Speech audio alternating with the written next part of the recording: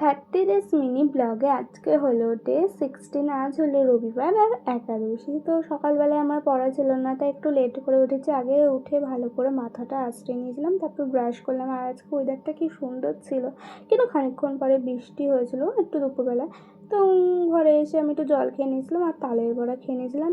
দেখলাম যে অনেকগুলোই জামা কাপড় ছিল, তাই ভাবলাম ভাঁজ করে রাখি, নাহলে আর পরে সময় হবে না, সময় থাকলে ভাঁজ করতে ইচ্ছা হবে না। তারপর আমি একটু ঘরটা ঝাড় দিয়ে দিচ্ছি। মা একবার দিয়েছিল, আমি আর একবার দিয়ে দিচ্ছিলাম। আর খুব ধুলো হচ্ছে আমাদের ঘরে এই কদিন। তারপর এই গরমে আমার বোন নাকি ব্ল্যাঙ্কেট ছাড়া ঘুম হয় না, কী যে কথা বুঝলামই না।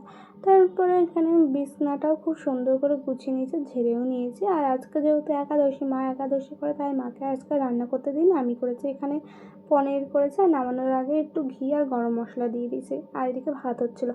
আর আজকে আমি প্রথম ইউটিউব দেখে আলু পোস্ত রান্না করেছি, জানি না কেমন হয়েছে। আর তোমাদেরকে একটা জিনিস দেখাচ্ছি, দাঁড়াও।